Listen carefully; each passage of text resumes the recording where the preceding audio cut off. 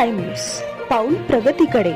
आम्ही दाखवतो फक्त पॉझिटिव्ह बातम्या. केमिस्ट ड्रगिस्ट असोसिएशन कडेगावच्या ॲन्युअल जनरल मीटिंग उपस्थित सर्व केमिस्ट बांधव, सन्माननीय व्यासपीठ. तर इतक्या लांब जवळजवळ 80 किलोमीटर आमचं गाव आहे. तर खास प्रकाशभवनची सातत्यानं तळमळ असते. त्यांच्या सोबतच्या काही 10-20 केमिस्ट आमच्याकडे आमच्या व्यवसायाला भेट देऊन पण गेलेले आहेत. काहींनी आमचं ट्रेनिंग पण केलेलं आहे. तर त्यांची खूप तळमळ असते की आमच्यातलं आता सध्या बरंच जी चर्चा झाली गेली 2-3 तास, व्यवसाय सध्या बऱ्याच अडचणीतून जातोय आणि बऱ्याच मुद्द्यावर चर्चा झाली. डिस्काउंट, त्यानंतर वाढती स्पर्धा, वाढती दुकानं. तर ही आज जी समस्या आल्या ही ज्यावेळी विजयभवनचं जयभवानी फर्मला मी 2009 साली भेटलेलो. मला वाटतं असंच एका मोठ्या कार्यालयात विट्यामध्ये एक प्रोग्राम होता. 2006ला माझी मेडिकल, वयाच्या 18व्या वर्षी मी मेडिकल स्टोअर चालू केलं. आणि विजयभवनच्या बद्दल ज्यावेळी ऐकलं त्यावेळी 2009ला, आणि त्यांच्या नुकतंच मला वाटतं त्यांनी M+M विट्यातलं जयभवानी सुरू केलं. त्यांची होलसेल फर्म आंबेगावची. आणि त्यांची हिस्ट्री आणि पार्श्वभूमी बघितलं तर 1994 साली कराड गावातून विट्याला शिफ्ट होऊन एवढं मोठं त्यांनी जर प्रगती करू शकतात तर आम्हालाही काहीतरी करायला पाहिजे ही एक प्रेरणा त्यावेळी निर्माण झाली. आणि सातत्यानं बघा आता बरेच केमिस्ट्री निघून गेले. जे एकदम दर्दी आहेत, जेवढे थांबले, त्यांना निश्चित काही ना काहीतरी प्रगती करायची आहे, काहीतरी शिकायचं आहे. आणि नेहमी शिकणारा माणूसच कंटिन्यू प्रगती करत असतोय आणि जीवनात पुढे जात असतो. आणि ज्यांना काही आवश्यकता वाटत नाही, आणि मराठी उद्योजक फार मोठी प्रगती न करण्याचं कारणच हे आहे की ते कुठेही शिकायला जात नाही. प्रत्येकाला काय वाटत असते म्हणजे का, सगळं ज्ञान मला आहे, सगळं शहाणपण मी जन्माला येतानाच शिकून आलोय, मला काय मार्गदर्शनाची गरज नाही, तू मला शिकवू नकोस, तू मला शिकवू नकोस. ही जी वृत्ती असते की नाही, अमीर लोग हमेशा सीखते और विकास करते रहते हैं और गरीब कहते हैं हम सब जानते हैं, हमने तो दुनिया देखी है. हे असा ॲटिट्यूड प्रगतीला कधीही पोषक नसते. सातत्यानं दररोज शिकणारा माणूस नेहमी प्रगती करत असतोय. प्रगती आणि बदल हा निसर्गाचा पण नियम आहे. निसर्गातली प्रत्येक गोष्ट सातत्यानं बदलत असते आणि आपणही आपल्या व्यवसायात, उद्योगात, राहणीमानात, सगळ्याच गोष्टींमध्ये सातत्यानं बदल करायला पाहिजे, बदलत राहायला पाहिजे. जग ज्या स्पीडनं बदलालंय ते बदल आपण आपणामध्ये जर आणलं नाही तर आपण मागं पडू शकतो किंवा संपूनही जाऊ शकतो. त्यामुळं तर ॲमेझॉनचं मलाशी उदाहरण दिलं. ॲमेझॉनचं सेकंदाला 1,35,00,000 टर्नओव्हर आहे. इतकं फास्ट जग चाललेलं आहे, टेक्नॉलॉजी एवढी फास्ट, म्हणजे बदल होत चाललाय. आता परत 5G यायला लागले आणि सातत्यानं तुम्ही काळाबरोबर अपडेट नाही राहिला, नॉलेज नवीन ॲड करत नाही राहिला, बदलत नाही राहिला तर अडचणी निश्चित वाढत जातील आणि त्या निश्चितपणे त्रासदायक ठरतील, असं मला तुम्हाला सांगायचं आहे. सर्वप्रथम जसं प्रकाश भाऊने सांगितलं, तुम्ही ज्या कंडिशनला आहात 100% 1,00,000 रुपये कर्जातनं एका आत्महत्या केलेल्या मेडिकलवाल्याचं 15,000ला फर्निचर घेऊन, काही माझं स्वतःचं 5,000 सुद्धा भांडवल नव्हतं, अशा कंडिशनमध्ये मी एक 7-8 लोकसंख्येच्या खेडेगावात एक रिटेल मेडिकल स्टोअर चालू केलं आणि तिथून आतापर्यंतचा प्रवास. 3 सप्टेंबर 2006 त्यावेळी माझं वय 18 होतं. डी फार्मसी झाल्या कारण डी फार्मसीला माझी घरची परिस्थिती, थोडंसं माझी पार्श्वभूमी आणि सांगतो तुम्हाला जे काही आता बदल करायला किंवा हे करायला आर्थिक अडचणी असतील किंवा कामगार मिळत नाहीत, माणसं मिळत नाहीत, ही अडचण आहे, ती अडचण आहे, डिस्काउंट आहे, स्पर्धा आहे, ही सगळ्या गोष्टींना मी आलेलं आहे. तुमच्यासारखाच मी एक केमिस्ट होतो की ज्याला कुठली माझं घरगुती अडचण, मूळ गाव माझं ब्रह्मानंद नगर भरूच तालुक्यातलं, आणि मी घरगुती अडचण मामाजवळ शिकायला होतो आरग तालुका मिरज ह्या गावी. आणि अगदी 5वीपासून मला कमवानी शिकाय ह्या बेसवरच शिक्षण घ्यायला लागायचं. मला कुठली गोष्ट शाळेला भरपूर प्रमाणात अशी मिळाली नाही. 12वीपर्यंत आमच्या घरी लाईट सुद्धा नव्हती, आम्ही दिव्यावर अभ्यास करायचो आणि आमच्या घरातला एकही व्यक्ती शिकलेला नव्हता. पण सातत्यानं जिज्ञासा नवीन काही जाणून घेण्याची वृत्ती, नवीन नवीन लोकांना भेटण्याचं आणि नवीन शिकण्याचं जे म्हणजे माझ्यामध्ये एक गुण म्हणावा त्या आईवडिलांच्या आशीर्वादानं किंवा पुण्याईनं, त्यामुळं जेवढं ज्ञान वाढते तेवढी कमाई वाढत गेली असं म्हणायला काही हरकत नाही. त्यात अनेकांचं योगदान आहे. आणि सगळ्यात महत्त्वाचं जसं विजयभाऊंनी सुद्धा भाषणात उल्लेख केला की आध्यात्मिक बेस म्हणजे जीवनविद्या मिशन सद्गुरू श्री वामनराव पैंचं जे तत्वज्ञान रेडिओला लागायचं, चिंतन हाच चिंतामणी, सद्गुरू वामनराव पै यांचे विचार हे मी 9वी 10वीला असताना ऐकायचो. आमच्याकडे स्केलचा रेडिओ होता आणि ते विचार जसंच्या तसं मी वहीत लिहून घ्यायचो. आणि ते एवढं सायंटिफिक विचार होते की माझ्यामध्ये असलेल्या प्रचंड ऊर्जेचा आणि शक्तीचा बोध मला त्यावेळेस झाला. तुम्ही सगळ्यांनी प्रार्थना पण ऐकली असेल, त्यांचं एक बोधवाक्य आहे की तूच आहेस तुझ्या जीवनाचा शिल्पकार. या दिव्य सिद्धांताभोवती हे तत्वज्ञान सगळं फिरते. आणि आपल्यामध्ये जे एक प्रचंड ऊर्जा, शक्ती, सामर्थ्य आहे, जगातल्या 80 अब्ज देशांची मी आत्मचरित्र वाचली. त्यात माझ्या असं लक्षात आलं की त्यांनी अजिबात पैसे नसण्यापासून किंवा पूर्ण कर्जात बुडाल्यापासून त्यांची सुरुवात होती आणि ते जगातले 80 अब्ज देश. तर सगळ्या अनेक आपल्या आजूबाजूचे सुद्धा लोकल व्यावसायिक ज्यांनी झिरोतनं फर्स्ट एंटरप्रेनर पहिल्या पिढीचे जे व्यावसायिक आहेत अशा अनेक लोकांना मी भेटलो आणि त्यातनं मला बरेच फॉर्म्युले मिळाले आणि ते सातत्यानं कृती म्हणजे आपण सगळेजण आता 2-3 तास भाषणं झाली, सगळेजण आपण हे बदल करायचा ते बदल करायचा, मोटिवेट भरपूर होतो आपण, पण आपण कृती करत नाही. म्हणजे मैं एक दिन ये करूंगा, मैं एक दिन वो करूंगा असं आपण म्हणतोय, पण 90% माणसं ही जीवनात काय त्यांचं ध्येयच नसते, ते ध्येयाचा विचारच करत नाही. आणि तरुणांचं सुद्धा असंच आहे. आता भारतातली जी तरुणाई आहे त्यातल्या पण 75% तरुणांच्या समोर कन्फ्युजन आहे सगळं. 10वी झाली, 12वी झाली, डिग्री झाली आणि सगळ्यांच्या समोर कन्फ्युजन आहे. नक्की करिअर कशात करायला पाहिजे, कशाला स्कोप आहे. करिअर गायडन्सचे एवढे सगळे दुकानं उघडली, एवढं सगळं चिंतन करून, एवढा सगळा अभ्यास करून, एवढे सगळे सल्ले घेऊन, मार्गदर्शन घेऊन सुद्धा, मोठमोठ्या डिग्र्या घेऊन सुद्धा आपली मुलं सुशिक्षित बेकार आहेत. ही भारतासमोरची सगळ्यात दयनीय परिस्थिती आहे. त्याचं कारण काय आहे की लहानपणापासून आपल्याला ह्या बदलत्या जगामध्ये नक्की काय शिकायला पाहिजे त्याचा पण आपल्याला बोध झाला नाही, योग्य मार्गदर्शन मिळालं नाही. ज्याच्याकडे भरपूर पैसा आहे त्याची काय करायची इच्छा नाही, ज्याला काय करायची इच्छा आहे त्याला योग्य मार्गदर्शन नाही. आणि एकदा दिशा चुकली, ते विशिष्ट वय उमेदीचा काळ निघून गेला की फारसं करायचं काही हे राहत नाही. मग आता सध्या मगाशी जसं भाऊंनी हिशोब मांडला की आता आपण 30, 35, 40 ह्या वयात आहोत. आता इथून पुढे 50 वर्ष जर आपण जगणार आहे असं जर गृहीत धरलं, सगळ्यांनी मोठाच विचार करावा, पॉझिटिव्ह विचार करावा, 100 वर्ष मी जगणार आहे असाच विचार करावा. पण जरी आपण एक पकडलं तर आपल्याकडे फक्त 24,000 दिवस आहेत. त्याचं कधी तुम्ही कॅल्क्युलेशन केलंय का बघा. त्यात 2,000च रविवार आहेत. आणि आपण बदल न केल्यामुळं आपण त्रासात. आणि मला काय म्हणायचं आहे, माझा एक अनुभव असा आहे, माझं जेवढी एक दुकान होतं, सुरुवातीला मी एकटा काम करायचो, नंतर माझं लग्न झाल्यानंतर आम्ही नवरा बायको दोघं काम करायला लागलो. त्यावेळी खूप प्रचंड त्रास होता असं म्हणायला हरकत नाही. प्रॉब्लेम हा छोटा राहण्यात आहे, मोठं तुम्ही झाला काही प्रॉब्लेम नसतोय. आज आमच्याकडे 100 जण स्टाफ काम करतोय, काही काम नसते. आता भाऊ किती फ्री आहेत सांगा बघा. भाऊ पण तुमच्या आमच्यासारखे 94 साली एक रिटेल दुकानच काढले होते, पण त्यांनी काही विशिष्ट गोष्टी आणि विशिष्ट ज्ञान त्यांनी शिकले, तशा लोकांच्या संगतीमध्ये राहिले आणि त्यांनी त्यांचं जीवन घडवलं उत्कृष्ट पद्धतीने. मग हिची रहस्य काय आहेत नक्की?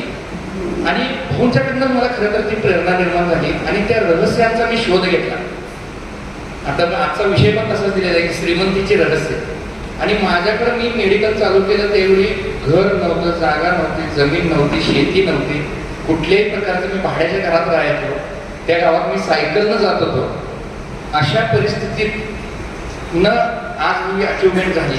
ह्याचं कारण काय आहे तर ते विशिष्ट ज्ञान सातत्यानं शिकणं, शिकायला वेळ काढणं आणि शिकलेले कृतीत आणणं, इम्प्लिमेंटेशन. आपल्या भारतीय माणसांचा प्रॉब्लेम काय माहिती काय, आपण बरेच आता बघा नॉलेज मिळणं हे खूप सोपं झालेलं आहे. मोबाईलवर, युट्यूबला, गुगलला काही टाकला तुम्हाला माहिती मिळणं हे काय अवघड नाही आहे. एका मिनिटात एका क्लिकवर बरेच मोटिवेशनल स्पीकर, बऱ्याच जणांची भाषणं, बऱ्याच गोष्टी तुम्हाला एका मिनिटाच्या क्लिकवर सगळे मिळतात. पण तुम्ही घेतलेली माहिती, मिळालेलं ज्ञान तुम्ही जर आचरणात नाही आणला तर त्याच्या असण्याला काही किंमतच नाही असं माझं मत आहे. आणि तुम्ही नुसताच विचार करणं म्हणजे झोपाळ्यावर बसून झोका घेण्यासारखं आहे. तुम्हाला पुढे गेल्यासारखं वाटणार, पण आणि आहे तिथंच घाण्याच्या बैलेला झोपल्याप्रमाणे. तर सगळ्यात पहिल्यांदा तुमच्या अडचणीवरच मी बोलणार आहे. बोलण्यासारखं माझ्याकडे भरपूर आहे. पूर्ण दिवसभर माझं सेशन असते यशस्वी उद्योगाचा कानमंत्र ह्या विषयावर. पण वेळ खूप झालेला आहे. तुमच्या नक्की नेमक्या अडचणी ज्या इथं चर्चा झाल्या, आणि माझं खूप व्यस्त शेड्यूल होतं. म्हणजे व्यस्त म्हणजे माझे कार्यक्रम, लेक्चर, व्याख्यान, मला काम कुठलं काय करायला लागत नाही. सगळीकडे सिस्टम, प्रोसेसेस सगळ्या सेट झालेले आहेत.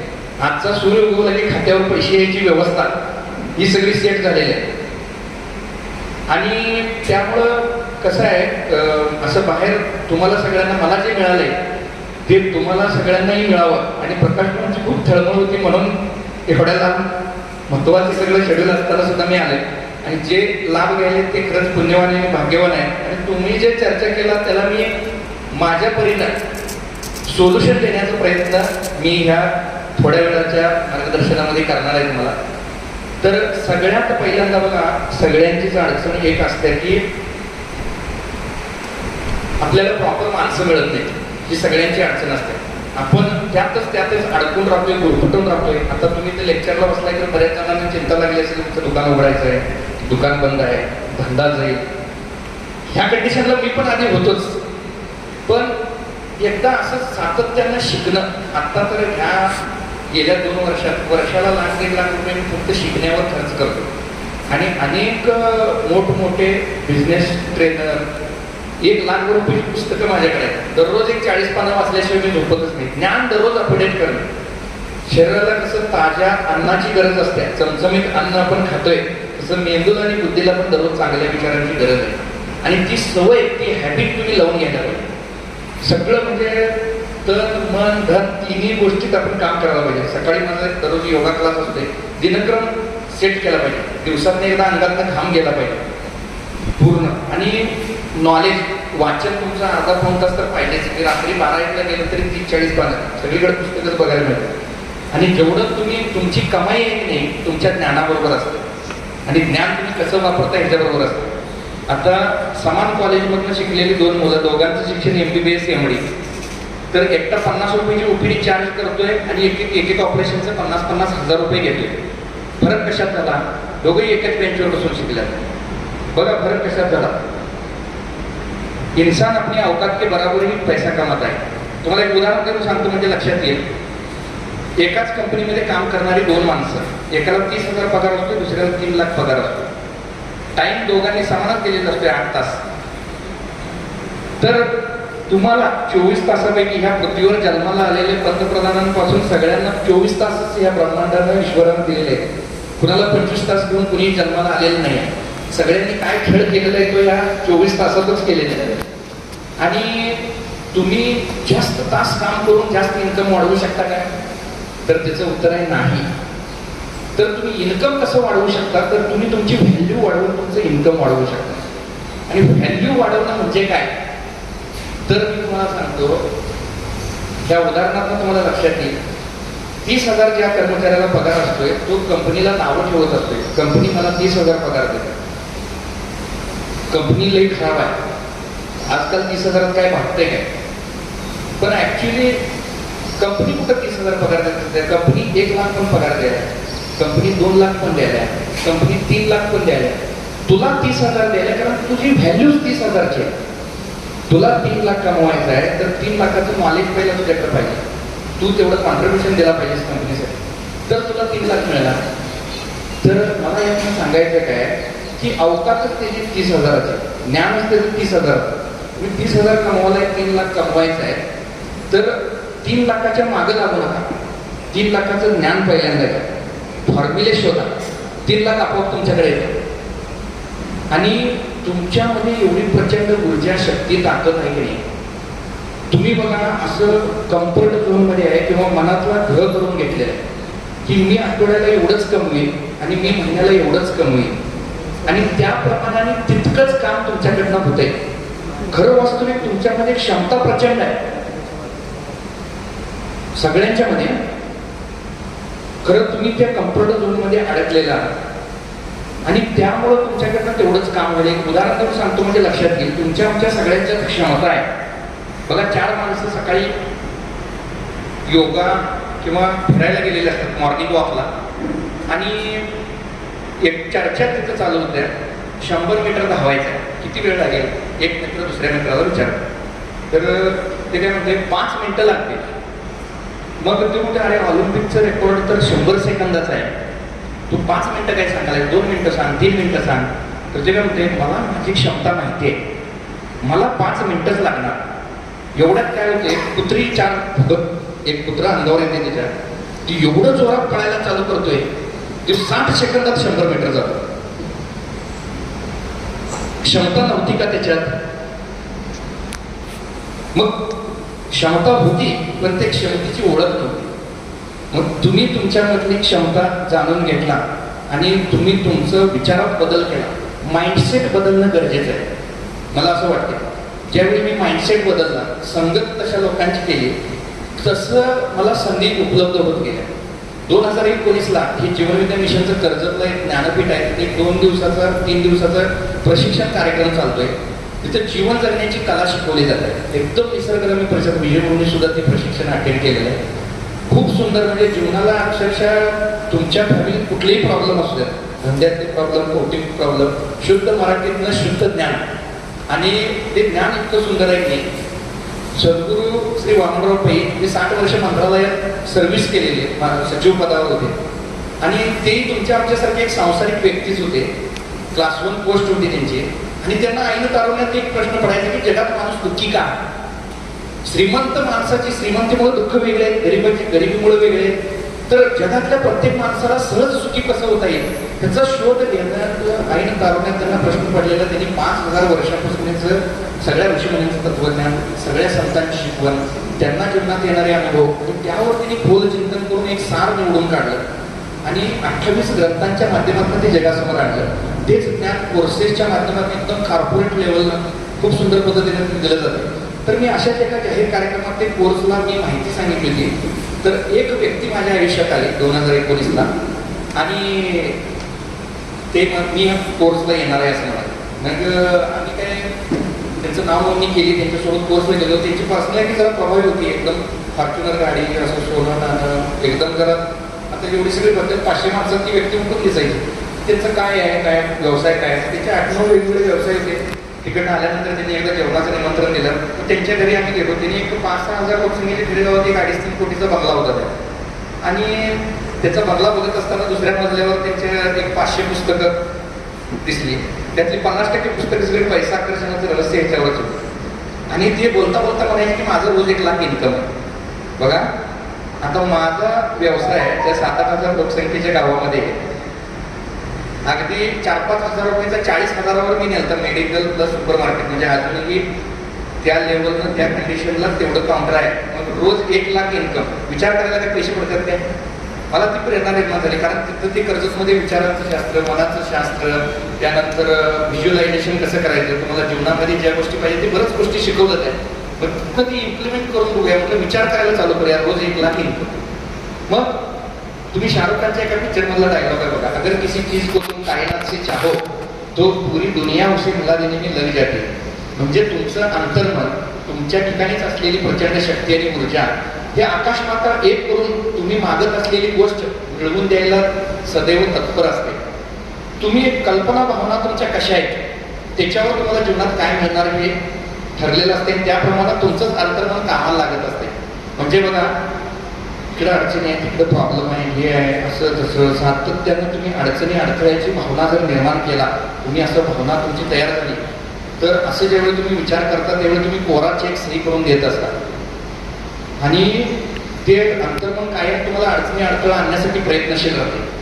म्हणजे अडचणी अडथळ्याची भावना अडचणी अडथळे निर्माण करते, अभावाची भावना अभाव निर्माण करते, विपुलतेची भावना विपुलता निर्माण करते आणि श्रीमंतीची भावना श्रीमंती आणते.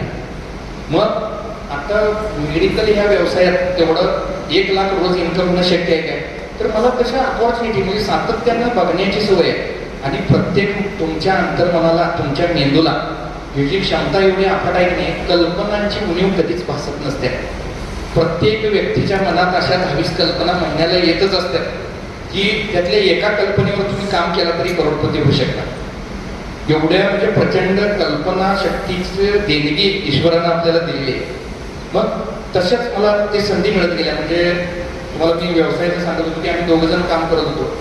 नंतर मला एक असं ट्रेनिंगमध्ये एक गोष्ट लक्षात आली की ट्रेनरचं एक वाक्य माझ्या मनावर पुरलं गेले की तुम्ही ह्या प्रोसेसमध्ये रोज काम करण्यात, काउंटरला थांबण्यात, गोळ्या देण्यात तुम्ही व्यस्त राहिला, तुमचं जे महत्त्वाचं टॅलेंट आहे, ऊर्जा आहे, ते तुम्ही एकदम छोट्या कामात वाया घालवला. आणि तुम्ही जोपर्यंत फ्री राहत नाही तोपर्यंत तुम्हाला नवीन काय सुचणार नाही, तुम्हाला विचार करायला पण वेळ नाही, तुम्हाला काही नवीन शिकायला वेळ नाही. त्यामुळे तुम्ही एक माणूस मिळतोय का बघा. मग मी एक लेडीज पहिला 3000 पगारानं कामाला घेतली. मग आमच्या लक्षात यायला काम किती होते आणि आपल्याला किती टाईम मिळतोय.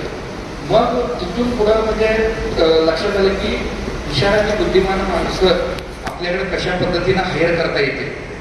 आणि कुणीही तुमच्याकडे आयुष्यभर काम करायसाठी आलेलं नाही. त्याच्यात एखादा एम्प्लॉई, एखादा फार्मासिस्ट तुमच्याकडे वर्षभर 2 वर्ष काम करतोय, ते सोडून चालला की आपल्याला लई डोकं होतंय.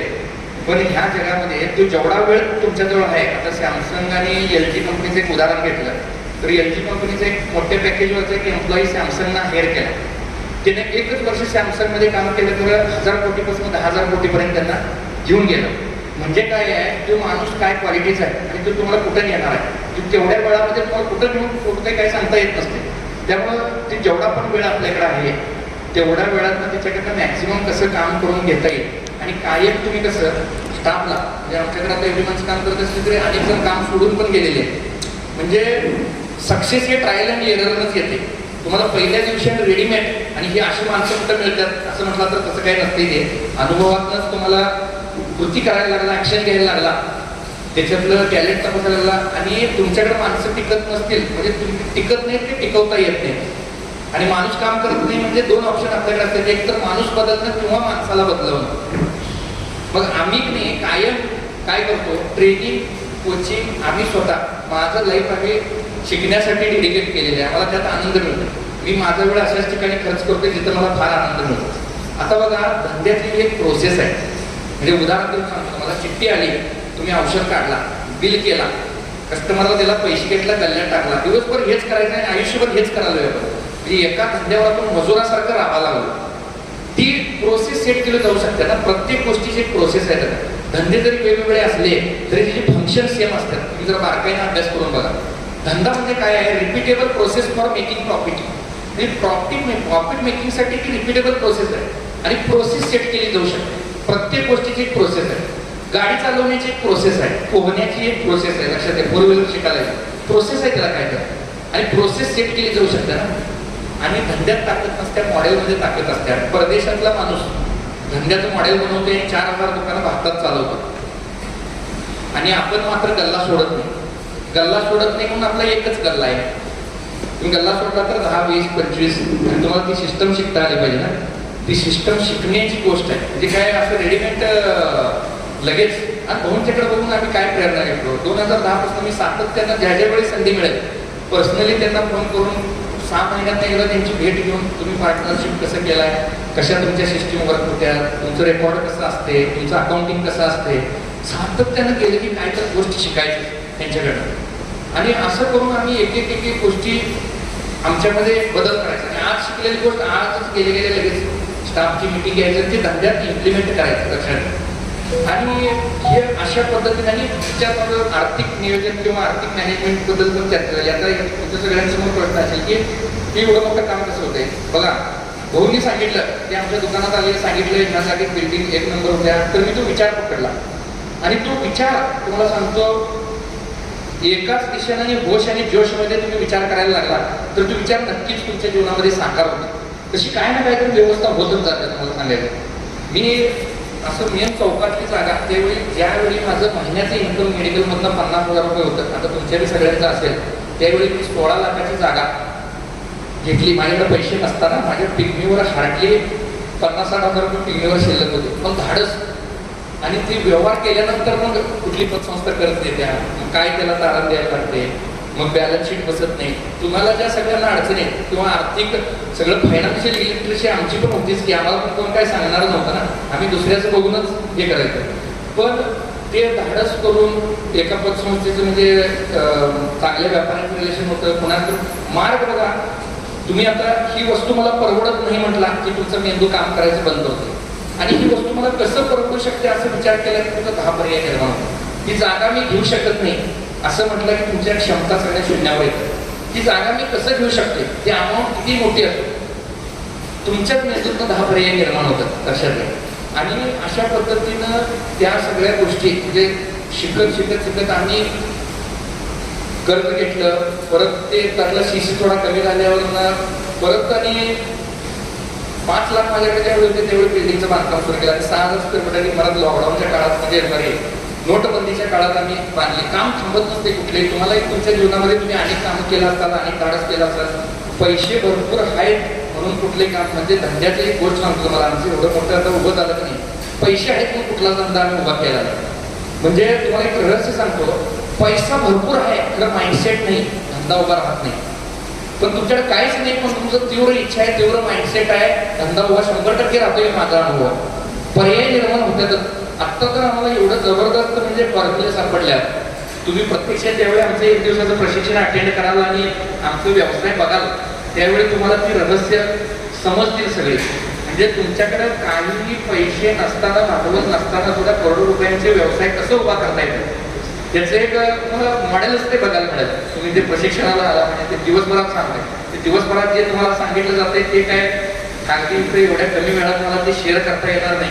पण तुम्ही मानसिकता बदलणं गरजेचं आहे, तुमच्यामधली क्षमता बदलणं गरजेचं आहे. आणि नंतर नंतर म्हणजे जसं जसं काम वाढत जात आहे तसं तसं नवीन नवीन गोष्टी शिकणं गरजेचं आहे. आता तुम्ही काय काम करायलाय, तुमच्या कामाची यादी करा. तुमच्या सोबत एक माणूस ठेवा, उठल्यापासून झोपेपर्यंत तुम्ही काय काय काम करायलाय ते त्याला लिहून काढायला हवं. रात्री 10 वाजता शांतपणे बसा, त्यातलं कुठलं काम मी इतरांकडनं करून घेऊ शकते तिची यादी करा.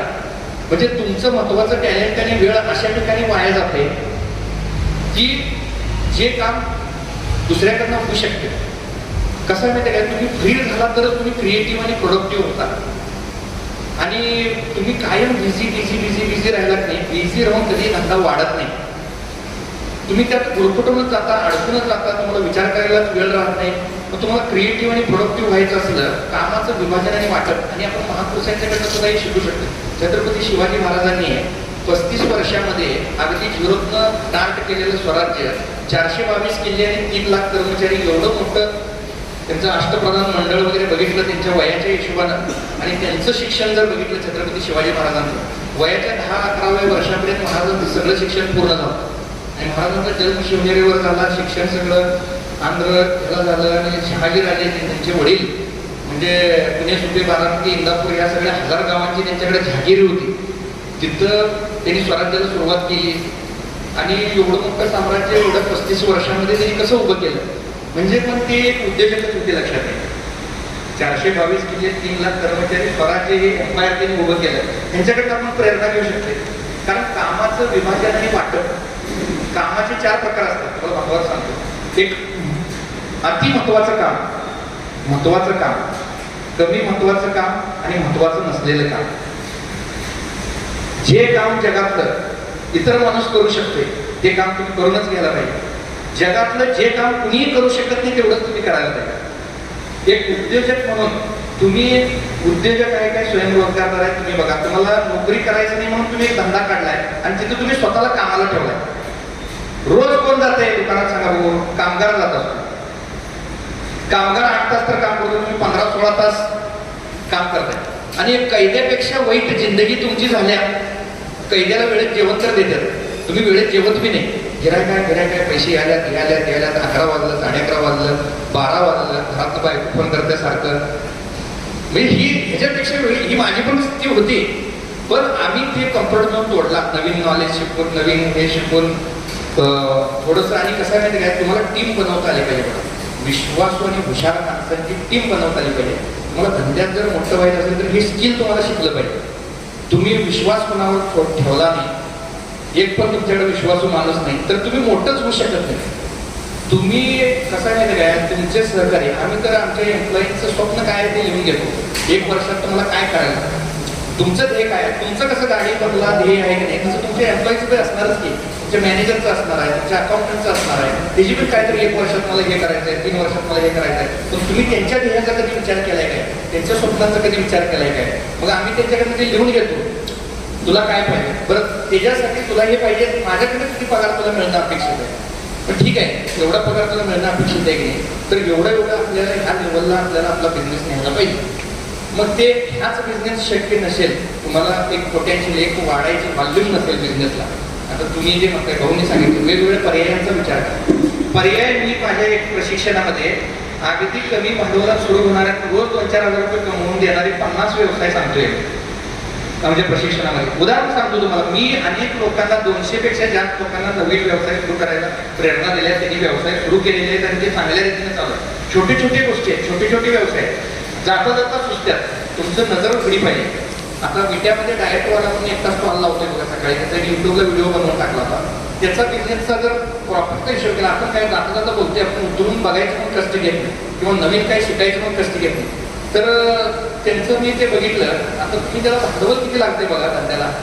त्यांनी काय विकतात, मेथीचा ज्यूस, कारल्याचा ज्यूस, त्यानंतर बीटचा ज्यूस, काकडीचा ज्यूस, सगळं ज्यूस, 4-5 प्रकारचे ज्यूस आहेत. मोड आलेली कडधान्य आहे. डाएटवाला म्हणून सकाळी सकाळी त्यांनी स्टॉल लावतात. विटामध्ये आम्ही पुण्याला चालवतो एक दिवशी, आणि सकाळी सकाळी आम्ही तिथं नाश्ता करायला थांबलो. आणि आता ज्यूस किती रुपये निघते, सगळ्यांवर भाज्या आणल्या, मेथीचा ज्यूस, कारल्याचा ज्यूस, मुळ्याचा ज्यूस, 5-6 प्रकारचा. गुगलला सर्च करा तुम्ही, गुगलला त्याचे फायदे बघा. आणि सकाळी मॉर्निंग वॉकला, जॉगिंगला जाणाऱ्या लोकांना ग्लास 10 रुपयाला ग्लास देतो. अक्षरशः सांगतो 400-500 ग्लास ते ज्यूस विकला जातात. ज्यूस म्हणजे काय, पाणीच येते. 10 रुपये पिंडी येते भाजीची. ज्यूस काढायचं म्हणजे काय, मिक्सरला लावायचं, पाणी घालायचं 4 लिटर, 2 लिटर, 3 लिटर. आणि नुसता फायदे, माइंडसेट. आता सगळे MLM कंपन्या काम करायला बघा की माइंडसेटवरच काम करतात. औषध किती काम करते लक्षात घ्या की 40 रुपये 50 रुपये प्रोडक्शन कॉस्ट असली प्रोटीन पावडर 2000 रुपयाला विकतात. आणि तुम्ही किती मार्जिनवर धंदा करायचं तुमच्या लक्षात येईल काय बघा. तुम्ही किती प्रॉफिट घ्यायचं आणि एवढंच घ्यायचं असं संविधानात लिहिलंय काय. 50 पैसे लिटरचं कोल्ड्रिंकचं कोका-कोला कंपनी 4000% मार्जिनवर विकते. ऍपल कंपनी स्वतः तोंडानं सांगते आम्ही 70% मार्जिनवर बिझनेस करतो म्हणून. तुम्ही किती मार्जिन घ्यायचं असं कुठं लिहिले. मग तुम्ही जरा वेगळा विचार करायला पाहिजे ना, माइंडसेट चेंज करायला पाहिजे. काय नवीन आम्ही देऊ शकतो. आता तुम्हाला सांगतो, ते महिन्यात एकदा एक ट्रेनिंग घ्यावी आमचा सवाल आहे. आपल्याकडे उपलब्ध असलेले रिसोर्सेस हाय, त्याच्यातनं मी काय करू शकतो असा विचार तुमचा असायला पाहिजे. आता आम्ही बिल्डिंग मधल्या 4थ्या मजल्यावर आम्ही हॉल केलाय. योग, ध्यान, प्राणायाम, सत्संग आणि लेक्चर आमच्याच घरी, आमच्याच कशाला हॉटेलवरच घ्यायला पाहिजे. कशाला, माझ्याकडे नॉलेज आहे, माझा अनुभव आहे, मी काहीतरी नवीन गोष्टी शिकलोय, ती PPT तयार केलेली लॅपटॉपला आणि चालू केलं. आहे तिथं काय जाहिरात द्यायचं. आता तुम्ही आज व्याख्यानात इकडं तिकडं बाहेर विनामूल्य लोकांना दिलं. कोणाला बरं वाटलं, कोणाला व्यवसाय बरं वाटलं म्हणून महिन्याला 40-50 लोक येतात. कधी 30,000, कधी 20,000, कधी 40, किती येतात त्याच्याशी काही मतलब नाही. आमचं बी नॉलेज वाढते, लोकांनाही प्रेरणा मिळते. आणि त्याचा 1000 रुपये मी चार्जेस घेतो. जेवणाखाणे सोय आमची मिसेस आणि आई घरीच करतात. म्हणजे माझ्याकडे जे बघा, तुमच्याकडली क्षमता आणि साधनं तुम्हाला तेव्हाच मदत करू शकतात यावेळी तुमचं काहीतरी ध्येय फिक्स आहे. प्रत्येक गोष्टीला कारण पाहिजे. सकाळी लवकर उठायला कारण पाहिजे, योग ध्यान करायला कारण पाहिजे, व्यायाम करायला कारण पाहिजे, पुस्तक वाचायला कारण पाहिजे. मग तुमचं ध्येय मोठं पाहिजे. आणि भारतीय लोकांचं स्वप्न छोटी छोटी असतात आणि ते प्रॉब्लेम आहे आपल्या भारतीय लोकांचा. साधं छोटं छाट स्वप्न पण बघते. आणि आपल्या शिक्षण पद्धतीनं हे शिकवण्यात आलेलं आहे आपल्याला की चांगलं शिक्षण घेणं म्हणजे चांगली नोकरी लागणं. आता नोकरी लागून बघा की शाळेत आपण का जातो, भरपूर मार्क मिळवायला. आणि भरपूर मार्क कशासाठी, चांगल्या साईडला ऍडमिशन घ्या. चांगलं साईड ऍडमिशन कशासाठी, चांगला जॉब मिळवायला. चांगला जॉब कशासाठी, पैसे मिळवायला. शेवटी कुठे बापरे, मग पैशाबाबतच डायरेक्ट का शिकवत नाही तुम्ही. पैसे मिळवायचं ज्ञानच वेगळं आहे तुम्हाला सांगायचं. कारण भारतीय शिक्षण पद्धतीमध्ये अर्थशास्त्रामध्ये PhD झालेल्या माणसाला सुद्धा त्याचं ज्ञान वापरून त्याला 10,000-20,000 रुपये स्वतःच्या बुद्धीने कमवता येत नाहीत.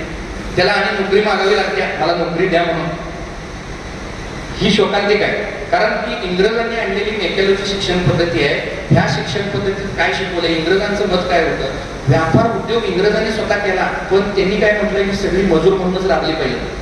केवळ वेलदोड आणि मिरी विकायला आलेल्या मुठभर इंग्रजांनी 150 वर्ष भारतावर राज्य केले. ही उद्योजकतेची ताकद. ही उद्योजकता शिकली कोण? त्यांनी स्वतः उद्योजक झाले आणि त्यांनी शिक्षण पद्धती अशी आणली की इथं नोकरच तयार व्हायला पाहिजे, तिथं ऑर्डर फॉलो करणारी लोक तयार व्हायला पाहिजेत, तिथं मालक तयार व्हायला नको. म्हणून आपल्याला पण आपल्या वडिलांनी शिक्षकांनी लहानपणापासून काय सांगितलं आणि हे मूर्खपणा आहे. मला तर ह्याच्यावर तुम्हाला जरा वाईट वाटेल. 10वीत ज्याला 90% वर मार्क पडल्यात त्यानं सायन्सला जायचं, जरा 70-80 पडल्यात त्यानं कॉमर्सला जायचं, त्याच्यापेक्षा कमी पडल्यात त्यानं आर्ट्सला जायचं आणि त्याच्यापेक्षा ह्या त्यानं ITला जायचं. प्रत्येक जगामध्ये बघितला इथं बसलेले प्रत्येक जण बघा, एक माणूस दुसऱ्यासारखा नाही. जगाचा विचार करा, जगात एक माणूस दुसऱ्यासारखा नाही, एकाचा आवाज दुसऱ्यासारखा नाही, एकाचं चालणं बोलणं दुसऱ्यासारखं नाही, एकाचा आधार कार्डचा कसा दुसऱ्याला मॅच होत नाही. म्हणजे तुमच्यामध्ये काय तर विशेषता आहे ना, विशेष क्षमता काय तर सामर्थ्य आहे की मग तुमच्यात काय बेस्ट आहे की नाही त्याला तुम्ही डेव्हलप करा असं मला म्हणतं. शिक्षण म्हणजे काय हो? एवढं मार्क पडलं, 90-95% मार्क पडलं, 98% पडलं, विशिष्ट ठिकाणी डिग्री घेतला म्हणजे तुम्ही सक्सेस झाला काय? माझं म्हणणं ते असं जरा थोडंसं विरोध आहे. मी फार जग जवळ बघितलं आहे, मी अनेक हजारो विद्यार्थ्यांशी संवाद साधलेला आहे. त्यामुळे बघा की आपण सारखं चर्चा करतो गुणवंत व्हायला हवं, गुणवंत व्हायला हवं. गुणवंत म्हणजे काय नक्की? बघा की मार्कशीटवर एकदा तेवढं मार्क पडलं म्हणजे गुणवंत झालो का? तुमच्या गुणपत्रिकेला आलेली गुणांची सूज म्हणजे गुणवत्ता नव्हे, तर तुमच्या व्यक्तिमत्वाचा सर्वांगीण विकास म्हणजे खऱ्या अर्थानं गुणवत्ता आहे असं मला म्हणायचे. कर्मवीर भाऊराव पटेल काय म्हणायचे, वर्गात शिकवलेलं विसरल्यानंतर तुमच्या टाळक्यात जे उरते ते म्हणजे खरं शिक्षण आहे. आणि महात्मा गांधी असं म्हणायचे, education is the powerful weapon which brings new change in the personality. पण त्याच्यावर टिप्पणी करताना डॉक्टर बाबासाहेब आंबेडकर काय म्हणायचे, education is the powerful weapon which brings new change in the personality but Wien education teaches that type of job which engenders society and society do that type of job which teaches in the classroom. म्हणजे वर्गात जे शिकवलं जातंय ते समाजात घडताना दिसलं पाहिजे आणि समाजात जे घडते ते वर्गात शिकवलं गेलं पाहिजे. पण आपल्यात असं नाहीच आहे काय? तुम्ही परदेशात अमेरिकाचा आता आम्ही दुबई दौरा करून आलो, तिथं आमच्या लक्षात आलं त्यांचा 1 रुपया म्हणजे 23-24 रुपये. आपले हे एवढे करन्सीची व्हॅल्यू आहे म्हणजे 24 पटीनं देश तो पुढे आहे. आता अमेरिका 85 रुपये म्हणजे त्यांचा 1 रुपया म्हणजे आमचं 85 रुपये. म्हणजे आपण किती महागाई येतो. त्याचं कारण काय माहिती का? आता कर्मवीरांना पण म्हणायचे, कर्मवीर भाऊराव पटेल आपली शिक्षण संस्था बघा तुम्ही, स्वावलंबी शिक्षण हेच आमचं ब्रीद. 4थीतनं 5वीला मुलगा गेला, 12-13 वर्षाचा झाला की त्याला स्वावलंबन शिकवलं जाते आणि आपण मात्र आपल्या मुलांना काय शिकवते? नको धंद्यात येऊ नकोस, अभ्यास कर, चांगली नोकरी मिळव. काय त्याला दुसरं काही नॉलेजच देत नाही आपण. माझं तर असं सगळ्या तरुणांना सांगणं असेल की नुसता शिक्षण घेतलं की जीवन वाया जाईल. शिक्षणाबरोबर तुम्ही छोटा मोठा उद्योगधंदा करा. तुम्ही काय तर कुठं तुम्हाला कुठल्या क्षेत्रात आवड आहे तुम्ही थोडंसं काम करा छोटी मोठी. शिक्षण तुम्हाला नॉलेज देईल, पण तुम्ही करत असलेलं कामधंदा जीवनाचं आणि जगण्याचं ज्ञान देईल, तर तुम्ही जीवनात यशस्वी होऊ शकता. आज म्हणजे परिस्थिती जगात बघितली आजूबाजूला तर किती विदारक आहे. आणि कसं आहे, भेसळयुक्त अन्न, सगळे रसायनं माणसाला पुढच्या म्हणजे किती दिवस आपण जगणार आहे आपल्याला माहिती नाही. आयुष्य मर्यादा सरासरी 60 झालेली आहे, तर 30 वर्ष तुमची शिकण्यातच गेली. आणि आपलं शिक्षण पद्धती म्हणजे कसं माहिती काय, एकरी होतो 30 वर्ष नुसता फी भरा, इन्कम कुणाला संस्थेला, तुमचं काय. आणि डिग्री बघा, मला गंमत वाटते, माझं बारकाईने निरीक्षण असते. तुम्ही शिवाजी विद्यापीठाची किंवा युनिव्हर्सिटी कुठल्याही युनिव्हर्सिटीचा एक पदवीदान समारंभ असतो. मग त्याचं मला शाल घातली नाही असं म्हणणं, खालीपर्यंत शाल घातली जाते आणि सर्टिफिकेट जे असते ते सुरळी करून दिलं जाते हातामध्ये. तुम्ही फोटो बघितलाय का? सर्टिफिकेट म्हणजे डिग्रीचं सर्टिफिकेट, तुम्ही पदवी घेतलाय सर्टिफिकेट सुरळी करून दिलं जाते. काय करायचं ते करा तुम्ही, त्याचा उपयोग. म्हणजे तुम्हाला गंमत वाटेल, ती वास्तव आहे, लक्षात येते. बघून मला हसू येते. खरं तर डिग्रीची बाजारात किंमत तसं 0 झालेलं आहे. ज्याला 90-95% वर मार्क आहे, जो लई अति हुशार आहे, त्याचं काय टार्गेट फिक्स आहे, त्यांना अवश्य IAS, IPS, UPS, MPSC सगळं करावं, डिग्र्या घ्याव्यात. पण नरेंद्र मोदींचं शिक्षण किती आहे बघा तुम्ही. ज्याला इथं गावाभराचं राजकारण करून साधं सरपंच नगरसेवक होता येत नाही, तर चहा विकता माणसं कुठे गेली डायरेक्ट. अहो सगळे IAS, IPS, MPS सगळी जण सलाम करायला. बघा मला एक उदाहरण देऊन सांगतो म्हणजे लक्षात येईल. वर्गात 90-95% मार्क पडणारा एक मुलगा होता, त्याला आई वडिलांनी नुसता सांगितलं काय, पोरा तुला इंजिनियर व्हायचं आहे. पोरानं दुसरं काय केलं नाही बाई, CETला एवढं मार्क पाहिजे, मेडिकलला एवढं पाहिजे, तुला ऍडमिशन मिळालं पाहिजे, असं तसं वर्गीनं अभ्यास सोडून दुसरं काय काय केलं नाही. कुठल्या खेळात भाग घेतला नाही, कुठलं कबड्डी स्पर्धा नाही, कधी मित्र केलं नाही. वर्ग आई वडिलांचं स्वप्न साकार झालं, वर्ग इंजिनियर झाला. जवळच्या जिल्हा परिषदेमध्ये ते एक क्लार्क म्हणून नोकरीला लागले. त्याच्यानंतर काय जरा ते मध्यंतरी होता ते त्यानं थोडं जर डिग्री पूर्ण केली, UPSC MPSCची परीक्षा पास झाला आणि ते आयुक्त म्हणून आला. जे 35-40% वालं होतं त्याने कुठे युआरचं इलेक्शन सोडलं नाही, खेळ सोडला नाही, सगळ्या माणसांनी फिरणं सोडलं नाही, ते पुढे जाऊन आमदार झाला आणि त्या जिल्ह्यावर पालकमंत्री म्हणून आला. आता काय क्लार्क साहेब शिवसाहेबाला सलाम करायला आणि शिवसाहेब पालकमंत्र्याला. गुणवत्ता ही शेवटी लागते, लक्षात घ्या. पण तुम्ही हे जरा लक्षात घ्यायला पाहिजे, जगात बदल काय चालू आहे, मुलांना आपण काय शिकवायला पाहिजे म्हणजे ते पण, आणि आपण पण आपल्यामध्ये काय बदल करायला. असो विषय जरा वेगळीकडे चालला, पण सांगणं गरजेचं होतं. हे जरा थोडंसं शिक्षणाबरोबर तुम्ही इतर बी ज्ञान देणं किती गरजेचं आहे. आता माझ्याकडे हा फार्मासिस्ट मुलगा, आमचे गुरु मला ज्यांनी मदत केली त्यांचा मुलगा माझ्याकडे ट्रेनिंगला 4 दिवस झाले आला, पण त्याला आज मी सोबत आणले का, इथं तू भाषण आहे, नवीन ट्रेनिंग आहे, इथं तुला काय तर 4 गोष्टी आणि शिकायला मिळतात. ट्रेनिंग म्हणजे काय, नुसतं तेच काय, नुसतं औषध काढायचं शिकणं हे काय गाढव मेहनत झाली ना. मेहनत करणं म्हणजे गाढव मेहनत नाही, लक्षात घ्या. तुम्ही सगळं नॉलेज तुम्हाला सगळं बघा की आता नॉलेज, स्किल, ॲटिट्यूड, आता बघा सगळ्या बाजूचं नॉलेज पाहिजे. कस्टमरचं नॉलेज पाहिजे, प्रोडक्टचं नॉलेज पाहिजे, मार्केटिंगचं नॉलेज पाहिजे, सेल्सचं नॉलेज पाहिजे आणि स्किल. प्रत्येक मी धंदेवाले बघतो 1-2 स्किल असतात लाईफले. बिझनेसमॅनकडे 40 प्रकारचं स्किल धंद्यात लागते. तुमच्याकडे किती प्रकारचं आहे बघा. ॲटिट्यूड, तुमच्याकडे नॉलेज भरपूर आहे, स्किल चांगला आहे, तर ॲटिट्यूड बरोबर नाही, कसं पण बोलतोय कस्टमरला. धंदा जातोय, कधी पण धंदा होणार, वाढणार नाही वाटणार. पण नॉलेज, स्किल बरोबर ॲटिट्यूड पाहिजे, हॅबिट पाहिजे. आपणच धंद्यावर उशीरनं जातोय आणि म्हणतोय आज लई स्लॅग आहे मार्केट. मग काय करायचं, तुम्ही काय विचार करणार. म्हणजे तुम्ही लक्षात घ्या, विचार करा, तुमच्या हॅबिट्स पण चांगल्या पाहिजे. सगळ्या यशस्वी माणसाचे 7 habits of highly successful people, Stephen कोव्हीचं एक पुस्तक वाचा तुम्ही. कुठल्याच हात चांगल्या सवयी आहेत बघा. तुम्ही मिळवलेलं यश, तुमचं पैसा, प्रगती हे तुमच्या सवयींचा परिणाम आहे, तुमच्या नॉलेजचा परिणाम आहे, नॉलेजचा रिझल्ट आहे. आणि शेवटी बघा, जीवन आपल्याला किती वर्षाचं लाभलेलं आहे. म्हणून कामाचं आणि मोजके शिकावे. तरुणांना माझा एक सल्ला असतो, लवकर कामाला लागा. जीवनाचा आनंद घ्यायच्या वयात लग्न करा, तरच तुम्ही यशस्वी जीवन म्हणू शकतो. आपण माझ्या दृष्टीने, कदाचित माझं चुकीचं बी असू शकेल, माझं मत मी तुम्हाला सांगते, पण धंदा, उद्योग, व्यवसायात मी जी प्रगती केली हे असं चौफेर नॉलेज घेण्यानं झाली, लक्षात घ्या. आणि माणसं घडवण्यात, we don't build businesses, we build peoples, they build businesses. म्हणजे मी जरी इथं आज बोलत असतो तरी आमची सिस्टम सगळी वर्क व्हायला. तर तुम्हाला हे जमलं पाहिजे, धंदा सिस्टममध्ये बसवायला जमलं पाहिजे, माणसांना प्रशिक्षण द्यायला जमलं पाहिजे. तुमच्यापेक्षा हुशार आणि पॉवरफुल माणसं कामं विभागून देऊन, कामांचं विभाजन वाटप करून, तुमचं जी एनर्जी आहे, तुमची जी ऊर्जा आहे, तुम्ही एक व्यावसायिक म्हणून कंटिन्यू तुमचं डोकं हे प्लॅनिंग आणि डेव्हलपमेंटमध्येच पाहिजे. मोठा फंड उभारायचं कसं, नवीन प्रोजेक्ट घ्यायचं कसं. मोठे उद्योजकांचं तुम्ही भेटून बघायला काय फॉर्म्युले. माझे एक मित्र आहेत, मित्र मी आणि तसल्याच करेन. माझे 7 मित्र ही रोज 1 लाख इन्कम असणारे आहेत, ज्यांच्याबरोबर मी फिरतो, ट्रेनिंगला जातो. ताज हॉटेलला वगैरे दिवसाला एक 25-25 हजार रुपये भरून मी ट्रेनिंग केले. एकदम रिच माइंडसेट. अशीच आम्ही मित्र केलेले आहेत. Rich thinking habits make you rich, rich habits make you rich. रईस आदते इंसान को रईस बना देते. तुम्ही एक 90 लाखाची 1 कोटीच्या गाडीतनं फिरून बघायला, तुमच्याकडे नसेल तर ती फिरा, एकदा फिलिंग ती क्रिएट करा. तुमची कल्पना, भावना जी आहे ती जीवनात साकार होत असते. सगळ्यात पहिल्यांदा काय विचार बदलायला पाहिजे. आपण कसं एकदम भिकारी माणसांच्या संगतीमध्ये राहून, लक्षात घ्या, आपण कोणाच्या संगतीत असतो बघा, जे आपल्यासारखीच असतात. म्हणजे Alto Alto Alto Alto Alto, किंवा कधी मर्सिडीजचा विचार कधीच करणार नाही, लक्षात घ्या. त्याची थॉट प्रोसेसच तशी असणार आहे. म्हणून तुम्ही नेहमी तुमच्यापेक्षा हुशार आणि प्रभावी माणसाच्या संगतीमध्ये राहिले पाहिजे. हे एक रहस्य. संगत शोधायला लागते प्रयत्नपूर्वक. काय ना काय निमित्तानं जे पार्टनर बी शोधताना तसं शोधायला पाहिजे, भागीदार बी शोधताना. म्हणजे तसं तुम्ही विचार केला तर तशी संगत लागते. आपलं कसं एक शरीर आहे की नाही, तसं आपल्या बाजूला एक ऊर्जेचं शरीर आहे. आपण कंटिन्यू लहरी प्रसृत करत असतो. आता तुम्ही बसलाय, तुम्ही काय विचार करायला, हे ब्रह्मांडात लहरी चाललेले आहे आणि ते लहरी परिणाम करत असतात. आता महिला मंडळ, एखादी बाई असते, काय निंदनालास्ती करणारी, उलगडून काढणारी, टोमणं मारणारी, नावं ठेवणारी. तिच्याकडे काय गेलं की नुसता ती समोर आली काय वाटतं, असं इकडनं जाऊया, तिचं काय थोडं बघायचं नाही. म्हणजे काय, तिनं केलेलं विचार किंवा प्रसृत केलेलं.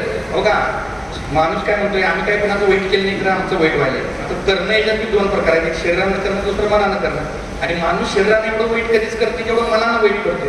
आणि पण हे त्याला माहिती नाही, मनात मी न कळत केलेले विचार मी माझ्या जीवनात साकार होते आणि त्याला माहिती नाही. तर महिला मंडळ इथं बरेच बसलेले आहेत. मी एका वेळेला म्हणता बघा, या पुरुषाची नजर चांगली नाही. म्हणजे काय, तुम्हाला ते अनोळखी आहे, पण बघितल्या लगेच विचार पोचला ना. ह्या मनाचं त्या मनाला आपण सगळेजण बघा, आता आपल्या सगळ्यांमध्ये नांदणारं तत्व एकच आहे. आता मी बोलालोय, ऐकायला कोण म्हटलं तर तुम्ही सगळेजण म्हणणार मी ऐकालोय. इंग्लिश असलं तर आय म्हणणार, कन्नड असला तर नानो म्हणणार. म्हणजे काय, हा मी जो आहे की सगळ्यातला तो एकच आहे. लक्षात नांदणारं तत्व आपल्यामध्ये एकच आहे आणि त्याचं पण आपल्याला स्मरण, त्याची ओळख आणि यश मिळवायसाठी ह्या पण गोष्टी सगळ्या गरजेच्या आहेत. तुम्हाला आध्यात्मिक एक स्पिरिच्युअल बेस असल्याशिवाय पण तुम्ही फार मोठी अचिव्हमेंट करू शकत नाही. प्रयत्न सगळेजणच करत असतात, धडपड सगळेजणच करत असतात, यश मिळवायचं सगळ्यांनाच वाटत असते, पॉझिटिव्ह विचार सगळेजणच करत असतात, पण यश थोड्याच लोकांना मिळते. ह्याचं रहस्य काय ते पण तुम्ही शोधलं पाहिजे. तर ते मी पूर्ण दिवसाच्या प्रशिक्षणामध्ये ते सुद्धा मी तुम्हाला सांगत असते. ते बघा, जमलं तर एकदा व्यवसायाला भेट द्यायची म्हणजे त्यात व्यवसाय पाहणी हा पण मुद्दा असते त्या प्रशिक्षणामध्ये. म्हणजे मी ते शेड्यूल असं केलेलं आहे की त्यात व्यवसायाला व्हिजिट करून आमचे अकाउंटिंग बुक्स दाखवते, हिशोब कसे ठेवते, आलेल्याने गेलेल्या. मला महत्वाचं गोष्ट सांगतो, फायनान्शियल बद्दल मला बरंच बोललं.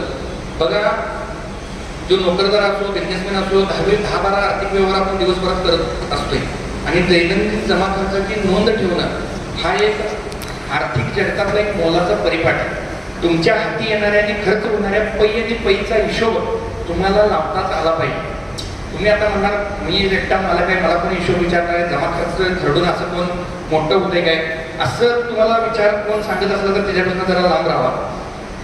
तुम्ही हे लिहिल्यानं काय होतं माहिती काय, तुमचं बलस्थान काय आणि तुमच्या उणिवा काय, तुटपुंजी, शिल्लक, मोठं कर्ज, व्याज, अमुक तमुक सगळं ते कागदावर लिहिला. सगळं तुम्ही काय म्हणता डोक्यात आहे. आता डोक्यात हा एक असं असते, ढोबळ आणि कच्चा हिशोब असते, की हा म्हणता आपण विसरून जाऊ शकतो. त्यामुळे तुम्ही लिहिल्यानं त्याला क्लॅरिटी मिळते. म्हणून तुम्ही लिहायची सवय ठेवा. मला लहानपणापासून लिहायची सवय. कुठलेही लेक्चर आता ऐकताना सुद्धा मी ते लिहून घेतो, मग रेकॉर्ड करतो, ते घरात जाऊन परत ऐकतो. ट्रेनिंग करत असताना सुद्धा त्यातलं मला काय उपयोगी आहे. आता ट्रेनर हे कॉमन बोलत असतात, तर व्यावसायिक ते अनेक आलेले असतात. पण मी मगाशी असं म्हटल्याप्रमाणे बिझनेसला एक 7 फंक्शन असतात. बिझनेस फंक्शन हे मार्केटिंग आहे, सेल्स आहे, अकाउंटिंग आहे, HR आहे, रिसर्च अँड डेव्हलपमेंट आहे. प्रत्येक बिझनेसला ही बिझनेस फंक्शन सेमच असतात. तर ते प्रत्येक फंक्शनवर काम करायला पाहिजे. आणि माणसं पण मला तशीच भेट केली. छोटे छोटे आयडिया 2-4 सांगतो आणि आपण रजा घेऊया. वेळ व्हायला मला पण एक शिरोळला मिटिंग आहे, वेळ भरपूर मिळाला असता तर 2 तास अजून गप्पा मारल्या असत्या. बघा, एक 2-4 आयडिया सांगतो. आम्ही एक ट्रेनिंगला होतो, एक मुलगा होता बीडचा, त्याचं नाव कृष्णात कुडू, आता चांगला मित्र आहे माझा. तर ती UPSCची परीक्षा द्यायला पुण्यात तो राहिला होता कोरेगाव पार्कला. 3 वर्ष UPSCची परीक्षा देत होता. त्याची आईवडील कुस्तुडीला इकडे आपल्याच भागात येतो. तर गंमत काय झाली की एकदा तो तिथं सिक्युरिटी गार्डबरोबर बोलत थांबला होता आणि त्याला एक वयस्कर व्यक्ती आली आणि त्यांनी म्हटली की हे तिथे एक फ्लॅट कोणाचा भाड्याने द्यायचा आहे. तर त्याने नंबर वगैरे दिला. त्या सिक्युरिटी गार्डात ती व्यक्ती गेली, मी परदेशात असतोय, माझं एक फ्लॅट आहे, तो रिच एरिया आहे पुण्यामध्ये. आणि एक 10 मिनिटं अजून बोलत थांबलाय. तोपर्यंत एक जोडपं आला आणि ते म्हटलं की कोणाचा फ्लॅट भाड्यानं मिळतोय का. तर त्यानं म्हटलं, लगेच त्याला आयडिया क्लिक झाली.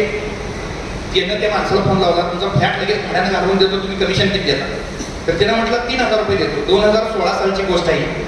आणि ती जे भाड्याने घ्यायला ते त्यांना म्हटलं तुम्हाला फ्लॅट लगेच बघून देतो, तुम्ही किती कमिशन देता. त्यांनी म्हटले 3000 देतो. मग म्हटलं लगेच त्या माणसाला फोन लावला आणि ती डील एक तासाभराच्या 2 तासाच्या आत ते डील फिक्स झालं आणि 6000 रुपये मिळाले. का त्याला मेस कडनं आई वडिलांचं 1500 रुपये मेसचे येत होतं महिन्याला. त्यानं म्हटलं अच्छा मारी म्हटलं UPSC करून काय उपयोग नाही म्हटलं, ह्याच्यातलाही पैसा आहे म्हटलं, ह्याच्यातच काय तर करायला पाहिजे. आणि तिथं त्यानं तुम्हाला सांगायचं GNK रियालिटी प्रायव्हेट लिमिटेड म्हणून त्याची कंपनी आहे, तिचं टर्नओव्हर 250 कोटी गेल्या वर्षीचा आणि 60 एम्प्लॉई त्याच्याकडे काम करतात. दोन्ही ऑफिसला मी भेट देऊन आलो. बिझनेसच्या 7 फंक्शनवर वेगळ्या पद्धतीने कामच केला त्याला. म्हणजे तुम्हाला सांगतो, मार्केटिंगला त्याची वेगळी माणसं आहेत, लीड जनरेट करायचं नुसता. मार्केटिंग म्हणजे काय, नुसता लीड जनरेट करायचं. पुण्यात नवीन जॉबला कोण लागले, कोणाची लग्न व्हायची राहिल्यात, कुणाला स्वतःचा फ्लॅट घ्यायचा आहे, नुसता मार्केटिंगला वेगवेगळे सेगमेंट बघणं. आता बिना पैशाचे मार्केटिंग करायचे 30 प्रकार आहेत.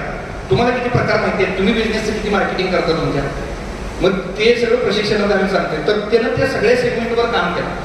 तर त्यानं लीड जनरेट करून सेल्स टीमला दिला, टीमच बनवला दिला. सगळ्यांना 40-50 हजार रुपये सॅलरी आहे. ते मुलाची जन्मतारीख आहे 1989, वय पण एकदम कमी आहे. आता तिची परिस्थिती अशी आहे, पुण्यामध्ये तिचे 2 ऑफिस आहेत, गावाकडे त्यानं 30-40 एकर शेती घेतल्या, तर साताराजवळ 100 एकर प्लॉटिंग केलेल्या. म्हणजे त्यानं व्यवसाय काय चालू केला, घरातून रुपया पण आणला नाही, दुसऱ्याच्या प्रॉपर्ट्या. आता पुण्यामध्ये लॉकडाऊन काळात वगैरे बऱ्याच बिल्डरांचे पैसे ब्लॉक झाले, त्यांना लगेच ते विकणं गरजेचं होतं. ह्यानं सेपरेट टीम केला काय केला, सेल्सला वेगळी टीम, मार्केटिंगला वेगळी टीम, अकाउंटिंगला वेगळी टीम. अकाउंटिंगची टीम काय बघणार, ते डील फक्त झाली त्याला कुठल्या बँकेचं लोन होतं याला, म्हणजे पगार किती, त्याची पगार स्लिप काढून, त्याचा सिबिल स्कोअर काढून, ही प्रॉपर्टी हे घेऊन त्याच्यावर कर्ज चढवून, ही नोकरी करताना 20 वर्ष फक्त भरायचं बघा आणि श्रीमंत झाला कृष्णात कडून. म्हणजे आपण हे शिकलो काय असं मला म्हणायचं आहे. आज एवढ्या कमी वयात तुझं म्हणजे छान सगळं चाललेलं आहे. पेट्रोल पंप त्यानं विकत घेतला, मी एवढी प्रगती, 250 कोटी तर जिंदगी गेली तर पैसे मिळणार नाही तुम्हाला. हे असं चिल्लर गोळा करून तुम्हाला वेगळा विचार काहीतरी करणं गरजेचं आहे असं मला सांगायचं आहे. आता तुम्हाला सांगायचं, एक मुलगा आमच्या इथला रत्नागिरीला अंडी विकतोय, हॉस्पिटलवरून अंडी विकतोय, दररोज 20,000 अंड्याचं सेल आहे होलसेलमध्ये. अंड्याला रुपया मार्जिन म्हटलं तर 20,000 रुपये रोजचं झालं. 50 पैसे जरी राहिले मार्केट मध्ये झालं 10,000 रुपये झालं होलसेलमध्ये अंडी. मग किती प्रॉफिट बघा की. आणि प्रत्येक गोष्टीत नफा आहे, प्रत्येक धंद्यात नफा आहे, तुम्हाला ते करायचं कळलं पाहिजे. आता एक आमच्या इथे फर्निचर शोरूम आहे आमचे, एक बँक पण आहे आमचे. हे माझे व्यवसाय तुम्हाला सांगतो, माझे मल्टिपल व्यवसाय आहेत. माझे तर 9 इन्कम सोर्स आहेत. मी तुमच्यासारखाच एक केमिस्ट होतो, वेगवेगळ्या प्रकाराने 9 इन्कम सोर्स आहेत जे मी काम न करता येतात. हा, बरं, माझं नाव मारुती माळी, आमचा ब्रह्मा उद्योग समूह, आणि माझा मोबाईल नंबर 911234 5353 911234 आणि आमचे सगळे मिरज पूर्व भागातच व्यवसाय आहे. आता आमचं अथनीला एक 24,000 स्क्वेअर फुटात मोठं शोरूम व्हायला लागले, कर्नाटकमध्ये सगळ्यात मोठं. तर त्यानंतर आमची एक गावात पतसंस्था नव्हती, पतसंस्था आम्ही काढल्या, ती 8 कोटीला आहे 2 वर्षात, 100% वसुली आहे. सगळ्यांना 15 एम्प्लॉईंचा तिथं पण स्टाफ आहे आमच्याकडे, सगळं म्हणजे पिग्मी एजंट, महिला बचत गट, 1000 महिला बचत गटांना लोन देईल. धंदा कसं सुचू शकते. आता मी भरपूर फिरलेलो आहे गेल्या 2-4 वर्षामध्ये. भाऊनी जसं म्हटलं, मी 2 लाख किलोमीटरचा प्रवास केला आणि मला बऱ्याच आयडिया नाही. उद्योजक मिळाला गेलो सोलापूरला, तिथे एक 4थी नापास महिला आली, तिचं बचत गटाच्या माध्यमातून म्हणजे 1 कोटीच्या वरचा टर्नओव्हर होता. त्याचा व्यवसाय करायचा 7-8 प्रकारचे भाकऱ्या, 5-6 प्रकारच्या चटण्या, लोणची, असं ते बचत गटाचे 27 बचत गट चालवायचे. ते बचत गटाच्या माध्यमातून विक्री करणं. तर त्या महिलेनं काय केलं होतं बघा, घटस्थापनेला एक 2 पोती माती शिल्लक राहिली होती. तर तिनं त्या बचत गटाच्या माध्यमातून कडुलिंबाचा पाला आणि कशाचं कडुलिंब, तुळस, असं तसं ते माती चाळून घेतली, त्यात ते मिश्रण करून आर्क करून ते छोटे छोटे पॅकेट्स बनवले त्याचे, आणि ते स्टॉलच्या माध्यमातून शहरातल्या बायकांना फेस पॅकेट्स विकले. लक्षात घ्या, 2 पोती माती. आणि त्याची मार्केटिंग कसं केलं त्यांनी माहिती आहे का, की हे तुम्ही लावल्यानंतर चेहऱ्याला, हे फेस पॅक आमचा एवढा भारी आहे की यानं एकदम गार गार लागते. आता मातीत पाणी घातलं की गारच लागते, त्यात वेगळं काही लई रॉकेट सायन्स नाही. आणि ते 2 पोती मातीचं तिने 40,000 रुपये दिले. मग धंदा तुम्ही कशातनं बी शिकू शकतो, तुम्ही सुचू शकतोय. आता तुम्हाला अजून सोपा धंदा सांगतो. मिरज सांगली दवाखाने भरपूर आहेत, ज्याला म्हणजे तुम्ही एक मुलगा ठेवून सुद्धा हे काम करू शकता. बघा पैसे किती मिळतात. छोटे छोटे व्यवसाय जे 500, 1000, 2000, 5000 मध्ये सुरू होतात आणि 1000-2000 मिळवतात. दुसरा एक व्यवसाय सांगतो तुम्हाला. पिशवी घ्यायची, त्यात पाण्याची नारळ, 10 नारळ घ्यायची, एका हॉस्पिटलमध्ये जायचं, वेटिंगला बरेच कस्टमर बसले, नारळ पाणी विचारायचं. 30 रुपये, 35 रुपये, 40 रुपयाचा नारळ विकला जातो. 13 रुपये त्याची खरेदी आहे होलसेल. तुम्ही नारळ घेतला तर एका हॉस्पिटलमध्ये 10 नारळ विकायची, दुसऱ्या हॉस्पिटलमध्ये जायचं. एक सकाळी 3च तास काम करायचं, 5-6 हॉस्पिटल करायचं. कमाई किती झाली? 1,500-2 हजार रुपये मिळाले की नाही. इन्व्हेस्टमेंट किती आहे? तुम्ही मेडिकल एवढंच कोटीचं उभा करून तुम्ही मिळेल ना की तेवढं इन्व्हेस्टमेंट किती आहे? छोटा छोटा व्यवसाय सांगतो तुम्हाला. असे मी 50 व्यवसाय तुम्हाला सांगू शकतो की तुम्ही असं निरीक्षण पाहिजे तुमचं. आता नाशिक नगर हायवेला एकाची 2 एकर शेती होती, त्यानं चिक्कूची बाग लावली होती. आता चिक्कू व्यापाऱ्याला विकून किती पैसे होत होतं? काय बाजारात भाव नसतोय ना, शेतीमालाला कुठं भाव असतोय. तर त्याने एक वेगळी शक्कल लढवली. त्यानं तिथं काय केलं की हे केलं, म्हणजे जाहिरात केली. काय केली त्यांनी की तुमच्या हाताला चिक्कू तोडून खायला मिळेल आणि सेंद्रिय चिक्कू, अशी जाहिरात केली. चिक्कू सोबत सेल्फी काढायला मिळेल. मग आता जाता येता जरा ॲडव्हर्टाईज वगैरे चांगल्या करून गाड्या थांबायला आल्यानंतर लोकांना चिक्कू खाणं नवीन नाही, पण चिक्कू सोबत सेल्फी काढणं नवीन आहे. पण थोड्या दिवसानं त्यानं पिठलं भाकरी चालू केलं, 100 रुपये ताट पिठलं भाकरी. त्याच्यानंतर तिनं चूल गाठली, चुलीवरचं मटण, झाडाखालचं जेवण, 4-5 प्रकारे ब्रँडिंग केल्यानंतर रोज 50,000 इन्कम. तिसरा एक आमचा मित्र आहे, की महापालिकेत शिपाई होता. जाता येता सांगलीत 100 फुटेला एक सर्व्हिसिंग सेंटर बघायचं, जे बंद पडलेलं होतं. त्यानं तिथं त्या मालकाशी बोलणी करून ते भाड्याचं तोवर सर्व्हिसिंग सेंटर चालवायला घेतलं की ते माणूस कामाला ठेवला. ते धंदा वाढवण्यासाठी रोज फ्लॅट अपार्टमेंट कुठं कुठं फोर व्हीलर गाड्या आहेत त्यांच्या मालकांना जाऊन भेटायला 400 रुपये रेट आहे, 300 रुपयाला आम्ही सर्व्हिसिंग करून देतो. तर असं करून कस्टमर वाढवला. 6 महिने 8 महिने धंदा करून 2 माणसं 3 माणसं एका सर्व्हिसिंग सेंटरवर काम करायचे. त्यानं थोडं बँकेचं लोन, नोकरीवर लोन थोडं काढून एक जागा विकत घेतली 100 रुपये, तिथे एक सर्व्हिसिंग सेंटर चालू केलं. आज 2023ला त्याची परिस्थिती अशी आहे, त्याने नोकरी सोडून दिलेली आहे. त्याकडे 25 माणसं काम करतात. त्याची सांगलीत 6 servicing centre, car washing centre आहे आणि तिचं रोजचं 20,000 इन्कम आहे गाड्या धुण्याचं.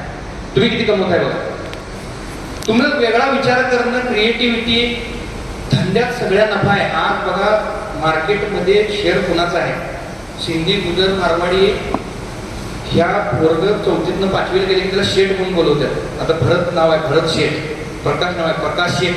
हे मी बघितलेलं आहे प्रत्येक घरात. गुजरातला ह्याला खरेदीला मी जातो की नाही, आज सगळं विस्थापित झालेला समाज भारत स्वतंत्र झाल्यानंतर अंगावरच्या कपड्यांशी, भारताची फाळणी झाल्यावर जेव्हा अंगावरच्या कपड्यांशी समाज आता सिंधी, गुजर, मारवाडी समाज, ज्याचं काय घर नाही, जागा नाही, जमीन नाही, शेती नाही, ती आज सत्ता. मुंबईमध्ये जर तुम्ही बघितला 2% प्रॉपर्टी कार्डवर फक्त मराठी माणसाचं नाव शिल्लक राहिलं. सगळी सत्ता तराजूवाल्यांची आहे. ही व्यापाराची ताकद आहे, पण हे आपण कधी लक्षात घेतलो नाही. बघा म्हणजे तलवारीची भाषा करून स्थानिक गावगुंड हे ते नेतर पुढारी असं होऊन बघा की एवढं वर्ष आपण महाराजांचं नाव घेऊन आणि तलवारीची भाषा करून आपण काय मिळवलं? हे सगळं असे भाषा करणारे रिक्षा आणि टॅक्सी चालवाल्या आणि तराजूवाल्यांनी मात्र सगळ्या जागा जमिनी घेतल्या. सगळ्या महत्वाच्या पॉईंट प्रीम एरिया सगळा यांचाच आहे. पुण्यामध्ये आम्ही भोसरीला बघितलं, तिथं सगळे पूर्वी खूप जमिनी होत्या. असंच एकदा मी असं ट्रेनिंगला गेलो, येता येता असं पाय मोकळं करायचं म्हणून एका चौकात असं बघितलं. तिथं गावातली एक 7-8 पोरं डिजिटल लावत होती गावातल्या नेत्यात. त्यांच्याजवळ जाऊन विचारलं मी, तुमचं काय काय तुम्ही करायलाय? मग ते तुमची काय तर गाडा आहे, त्यात कुठला गाडा वगैरे आहे काय?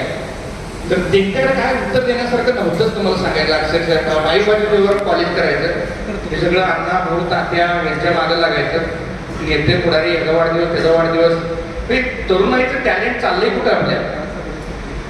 मग त्यांना बघितलं की चर्चा करायला असं लक्षात की पूर्वी त्यांच्याकडे फार जमिनी होत्या आणि आता मात्र काय झालंय, बापाने एकरानं विकल्या.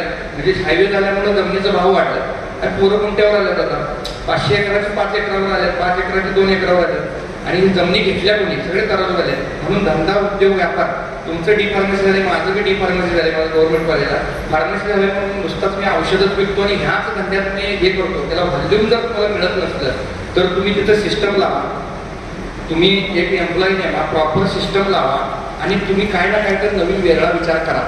तुम्ही आम्हाला भेट दिलात मग आणि 10 पर्याय सुचतील काय मी करू शकतोय. असा बोलण्यासारखं भरपूर आहे. तुम्हाला याचे सगळे टेक्निक्स, माणसं कसं मिळवायची, एम्प्लॉईला ट्रेनिंग कसं द्यायचं, तुम्ही इंटरव्ह्यू कसं घ्यायचं. माणसं मिळत नाहीत आणि किंवा तुम्ही असं म्हणता मार्केटला लई प्रॉब्लेम आहे, मार्केटला स्लॅक आहे, मार्केटमध्ये धंदा नाही. हे तुमचं सेल्फ ज्ञान आहे. तुमच्याच एरियामध्ये मोठा टर्नओव्हर होत असतोय, खरं ते तुमच्या डोळ्याला दिसत नसतो. तुमचं ते सेल्फ हे आहे. काय कसं काय सीझन हा स्लॅक मग याला बरं वाटणार. म्हणजे सगळे तुम्ही कसं माहिती काय, निगेटिव्ह गोष्टी, माणसाचं मन नाही कायम निगेटिव्ह मोडमध्ये जाणार आहे. तुम्ही बघा सगळेजण पॉझिटिव्ह गोष्टींचा प्रचारक आहे का निगेटिव्ह गोष्टींचा प्रचारक आहे? तुम्हाला सांगायला कशाचे प्रचारक होता? काय वाटते तुम्हाला? तुम्ही कशाचा प्रचारक आहे?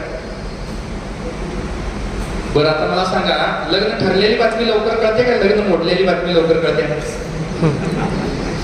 पोरगा पास झालाय सगळ्यांना सांगा म्हटलं तर ते कदाचित लवकर कळणार नाही, पण नापास झालाय म्हटलं की गावभर आणि गल्लीवर सगळं होणार. आणि एवढं सगळं आता मी तापत्र करून इथं सांगायला आलो नाही. जगात नुसता पॉझिटिव्ह गोष्टींचंच क्लासेस आहेत. काय असं कुठं क्लास आहे मॅडम? सासू बरोबर जोरदार भांडण कसं काढावं, 500 रुपये फी, कुठं क्लास आहे काय? होय.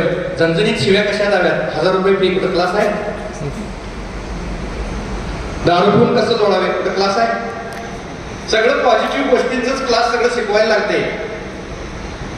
तुम्ही पण एवढं उशीर थांबलाय ऐकायला का बरं? माणसाचं मन, आता मला सगळे माझे व्यवसाय मल्टीपर्पज, म्हणजे मी मेडिकलमध्ये औषधाचा धंदा मला दिवसभरात 1000 रुपये आहे. मग मी तर लोकांना काय विकू शकतोय?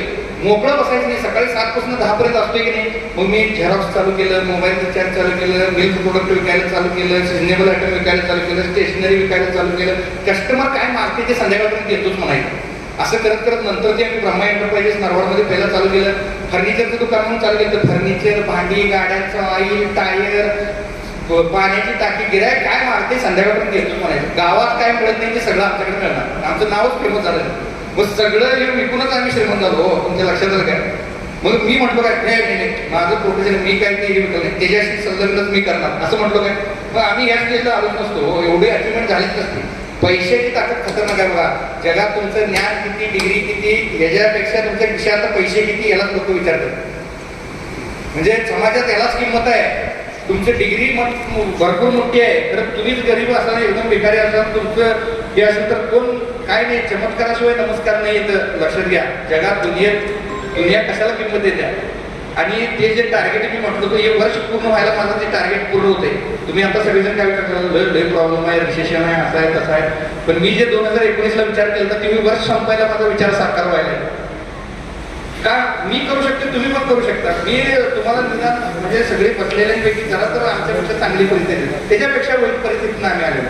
आणि काय दोष द्यायच नाही बघा कुणाला, जबाबदारी स्वतःवर घ्यायची. तुम्ही गरीब आहे ना, तुम्हाला ती श्रीमंत व्हायसाठी मिळालेली संधी आहे. तुम्ही कमी बुद्धी आहे ना, तुम्हाला बुद्धिमान व्हायसाठी मिळालेली ती संधी आहे. एक उदाहरण देतो, तुमच्या लक्षात येईल. तुम्ही आणि काय स्वतःला व्यक्त करता आलं पाहिजे, प्रेझेंट करता आलं पाहिजे, तुम्हाला बोलता आलं पाहिजे, तुम्हाला विचार मांडता आलं पाहिजे. बघा, परदेशामध्ये एक असं काम चालू होतं आणि तिथे एक रस्त्यात आडवं वंडका पडला होता आणि एक 10-12 कर्मचारी ते वंडका उचलायचे याच्यातून त्यांनी त्यांचा एक मुकादम होता आणि तो त्यांना शिव्या घालत होता, लवकर करा, एवढे माणसं हे झालं असं तसं. पण एकाच माणसाची ताकद फक्त कमी पडत होती ते वंडका उचलायला. तर एक घोडेस्वार आला होता आणि ते घोडेस्वार हे सगळं बघत होतं आणि काय तू सगळं ते कामगारांना बोलायचं, एका माणसाची ताकद कमी पडायला जरा हात लावून की ते बाजूला होते असं म्हटलं. मी असं काय म्हणलं, मी मुकादम आहे, मी काय हात लावणार नाही असं त्याने म्हटलं. घोडेस्वार शांतपणे उतरला, त्याने त्याला हात लावला, ते वंडका बाजूला केला आणि त्या कर्मचाऱ्यामधून एकानं त्याला ओळखलं. मग तो कोण आहेस तू असं म्हणून त्याला विचारायला चालू केला ते मुकादमनं. तर त्याने शांतपणे उत्तर दिला की मी नेपोलियन बोनापार्ट, म्हणजे साक्षात त्या नगरीचा राजा. तर त्याचं एक वाक्य आहे की मी राजा आहे म्हणून मी पुढाकार घेत नाही, तर मी पुढाकार घेतोय म्हणून मी राजा आहे. हे नेपोलियन बोनापार्टचं वाक्य आहे. तुम्ही लिडरशिपचं गुण हे आत्मसात करायला लागतं. ग्रेट लिडर गुण कुठल्याही ठिकाणी तुम्हाला व्यवस्थितरित्या बोलता येणं, तुम्हाला तुमचे विचार मांडता येणं. कित्येक जणांची दिवा स्वप्नच राहून जातात. एक दिन मैं ये करूंगा, एक दिन मैं वो करूंगा असं म्हणत शेवटी 4 माणसाच्या खांद्यावर म्हातारपणे आजार पडले की म्हणणार एक दिन मैं ये करनेवाला था. हे असं होऊ नये बघा, असं मला वाटतंय. त्यामुळे तुम्ही काय करायला पाहिजे, 10 वर्षाचं काम जे एवढ्या स्पीडनं बदलाले, 10 वर्षाचं जे तुमचं स्वप्न आहे ते 1 वर्षात पूर्ण कसं करायचं याचा फॉर्म्युल्याचा शोध घेतला पाहिजे. आणि फॉर्म्युले कसं कळतात सांगा बघूया. फॉर्म्युले कसं कळतात, तशा माणसांना भेटल्यावर त्यासाठी तुम्ही वेळ काढला पाहिजे. ते काही केमिस्ट आहेत 3 वर्ष झालं मला फोन करतात, मी येणार आहे 70 किलोमीटरवर. आता आम्ही तर 4000 किलोमीटरवर जाऊन काय नवीन कोण इथं तुम्हाला सांगायचं. आमचं तर असं हे आहे, माझ्याकडे अगोदर इकोस्पोर्ट गाडी होती, त्याचं 2 लाख किलोमीटर रनिंग झाल्यावर मी ती गाडी विकली. मला कळलं तर माणूस आहे जोरत नाही एवढं उभा केलाय, त्याची अपॉइंटमेंट मागून त्याला जाऊन त्याचं काय असेल ते त्याचं नॉलेज घेऊन त्यातला 1-2 फॉर्म्युला आणून आम्ही आमच्यात इम्प्लिमेंट करतो. यशाचं रहस्यच हे आहे. केक शोधायचा फॉर्म्युला शोधायला मला जर 25 वर्ष लागली असतील तर तुम्हाला ती फॉर्म्युला ओळखायला 25 वर्ष घालवण्याची गरज नाही. तुम्ही मला येऊन भेटला की डायरेक्ट फॉर्म्युला देणार ना तुम्हाला. लक्षात आलं. आता बघा, पुस्तकं हजारो वाचलेल्या एका माणसाची तुम्ही 1 दिवस वेळ घेतला आणि त्याच्याशी चर्चा केला, त्याला काय प्रश्न विचारायचे याला पण स्किल आहे. कित्येक मोठी माणसं युट्यूबला असलेली. आता नगरला एक व्यक्ती आहे, 9वी नापास शिक्षण आहे, 2012ला एक बँक चालू केलं, 2200 कोटीला बँक आहे, 60 शाखा आहेत आणि 400 कर्मचारी आहेत. त्यांच्या सीईओला 5 लाख रुपये महिन्याची सॅलरी आहे, स्टेट बँकेमध्ये पण नाही. 25,000 स्क्वेअर फुटाचं कॉर्पोरेट ऑफिस आहे. असं माणसं गेली की स्टाफ सगळा उठवून सलाम करते. माणसं शिक्षण किती आहे, 9वी नापास, मंडप कॉन्ट्रॅक्टर होतं. तुम्ही युट्यूबला टाकून बघा, कडूभाऊ काळे नाव टाका. कडूभाऊ काळे गाव नगरपासून 100 किलोमीटर, भेंडा म्हणून गाव आहे, नाव कडू. आणि व्यवसाय कितीचा केला त्यांनी नगर जिल्ह्यात. त्यांच्या इन्व्हेस्टमेंट जर बघितला, बिग बाजारला एक बिल्डिंग भाड्याने दिल्यात 15 लाख रुपये महिन्याचं भाडे येते. पुण्यामध्ये ऑडीच्या शोरूमला बिल्डिंग भाड्याने दिलेली नागेबाबा संस्थेचे 7 लाख रुपये महिन्याला भाडं आहे. मग आपण काय अचिव्हमेंट केलं, आपण काय अशा लोकांना भेटलं तर का. दुसरे एक आमचे मित्र आहेत अभिजित पाटील म्हणून, पंढरपूरचे, तुम्हाला सगळ्यांना नाव ते माहिती आहे. पंढरपूरमध्ये 3 वर्षापूर्वी मी त्या व्यक्तीच्या 3 वर्षापूर्वी संपर्कात आहे. प्रकाश भाऊ पण भेटलेले आहेत त्यांना. घरातनं रुपया न घेता 83 जन्मतारीख आहे. 6 साखर कारखान्यांनी 5,000 मुलांना रोजगार दिलेले. आणि मगाशी जे भाऊ सांगत होते ते LLP 170 पार्टनर आहेत त्यांचे. ते 2007-8ला पहिला धंदा चालू केले ते 169 बी झाले नाही, 171 बी झाले नाही. मग अशा माणसाची वेळ घेऊन तुम्ही भेटला तर फॉर्म्युले मिळणार का नाही. अहो 1-2 माणसं 170 माणसं जेवायला बोलवणं सोपं आहे हो. बिझनेस करणार आणि एवढं मोठं टर्नओव्हर बघितलं तर आता विठ्ठल कारखान्याचे चेअरमन झाले ते. 400 एकर जमिनी सहकारी कारखाना त्यांनी ताब्यात घेतला. 6 कारखाने वेगवेगळे व्यवसाय, ते एकाच व्यवसाय नाही. आणि मी जेवढ्यांना भेटलोय, तुम्ही जीवनात काय तर मोठं वेगळी ओळख, वेगळं किंवा नाव जर निर्माण करायचं असेल आजूबाजूच्या 5-50-100 किलोमीटरमध्ये, तर तुम्ही एकच व्यवसाय करून, आता मी ज्या व्यवसायाने भेटलोय त्यानं जो व्यवसाय चालू केलाय त्या व्यवसायात तो 500,000 कोटीला गेलेला नाही आहे. त्यानं मल्टिपल केलं. तुम्ही संजय घोडावर बघा, युनिव्हर्सिटी आहे, हॉटेल्स आहेत, पेट्रोल पंप आहेत, विमान सेवा आहे, मार्ट काढलेले आहेत. अंबानी बघा, धीरूभाई अंबानींचं उदाहरण घ्या तुम्ही. मल्टिपल व्यवसाय आहेत त्यांचे. तुम्ही पण जरा दृष्टी विचार बदलला पाहिजे. आणि अपयश येते म्हणजे आम्ही पण काय, हे सगळा खडतर प्रवास आहे, तुम्ही बघितला नाही. अडचणी हे येतात, पण अडचणी एन्जॉय करायचं. बघा, पॉलिटिकल माणसं जास्त वर्ष करतात. उदाहरणार्थ पवार साहेबांचं घेऊया, 85 वर्ष, म्हणजे त्यांना कॅन्सर करून 22-25 वर्ष का सांगा.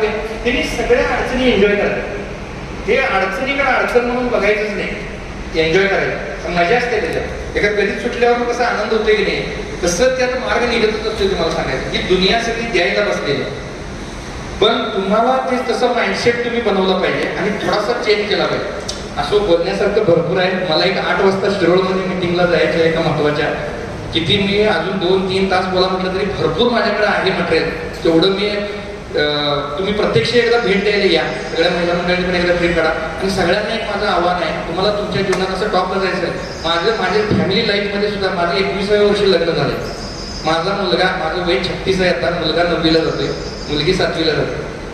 म्हणजे इतकं आमच्या मॅडम पण पूर्ण सगळं मेडिकल बाजार वगैरे सगळं ते व्यवसाय मॅडम हँडल करतात. योगाचा क्लास आम्ही शिकून काय प्लॅनिंग आहे माझं, योगाचा परफेक्ट अभ्यास करायचं. 1000 रुपये फी ठेवायची, 30च माणसं रोज सकाळी योगा शिकवायचं. आपलं पण हेल्थ चांगलं राहते. 1000 रुपये फी 30,000 महिन्याला वळवतात. लोक उठून कामाला लागूपर्यंत आपलं 1000 रुपये इन्कम झालं. आणि त्यांनाच विकायचं हो.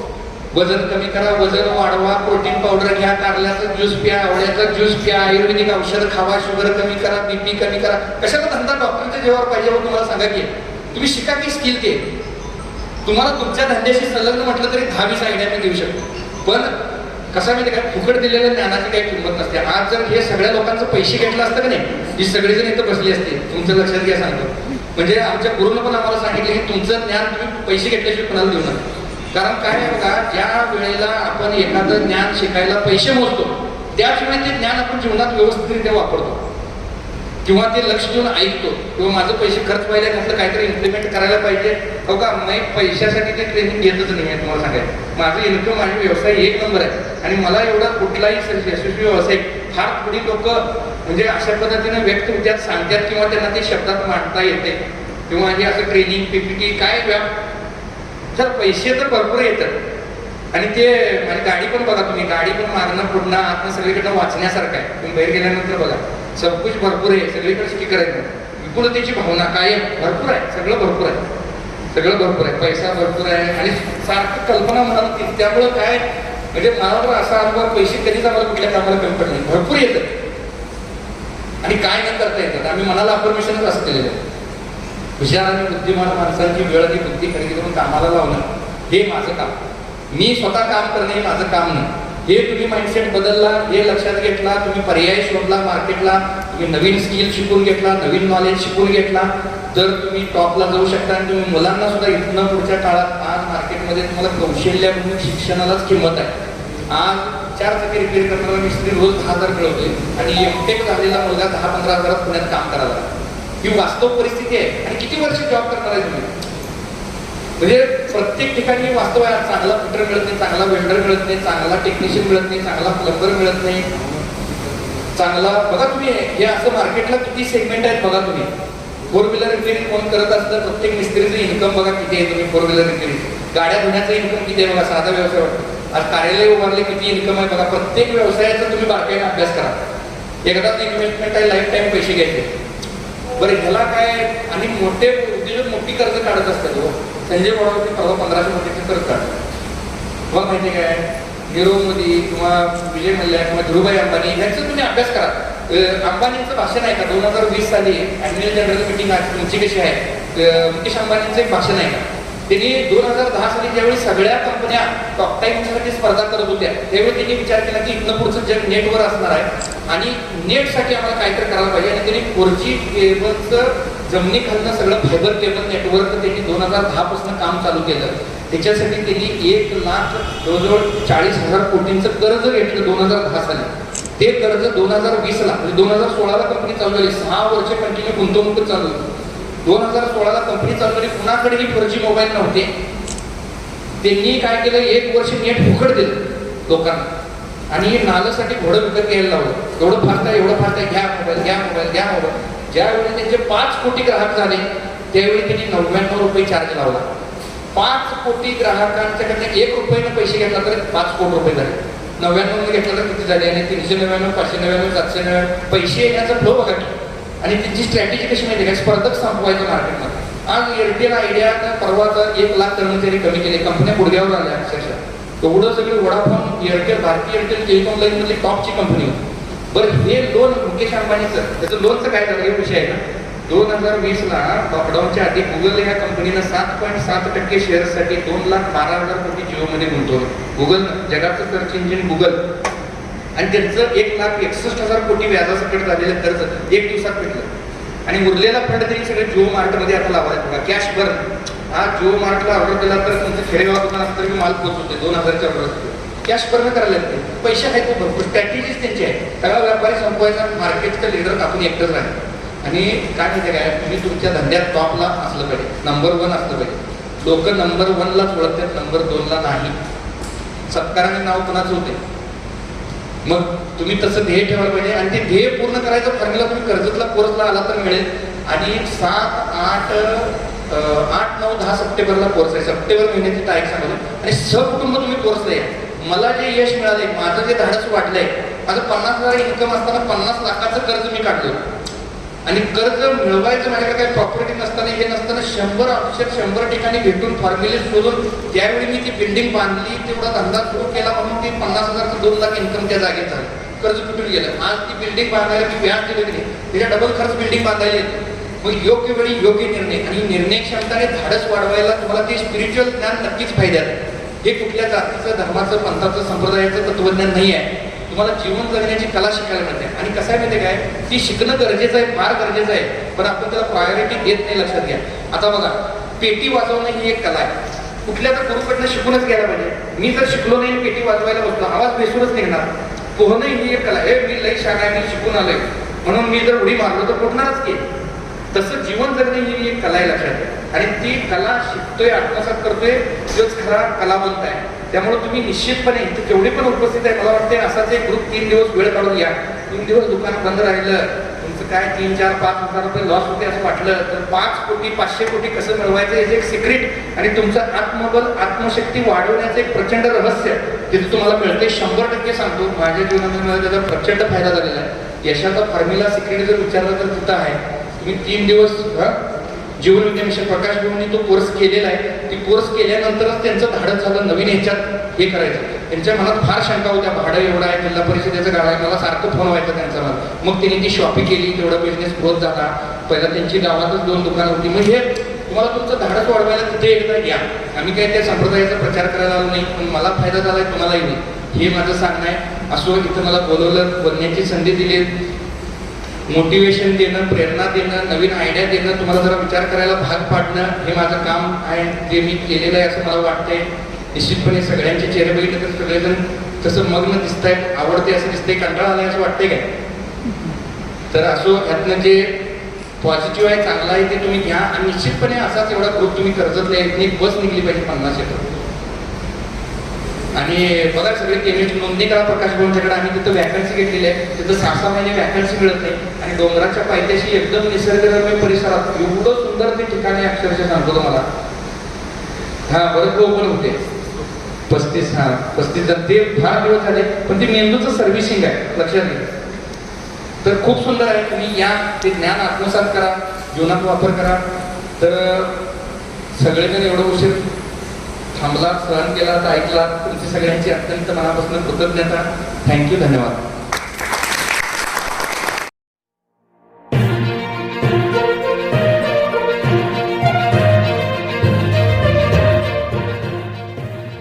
ब्रह्मा टाइम्स, पाऊल प्रगतीकडे. आम्ही दाखवतो फक्त पॉझिटिव्ह बातम्या.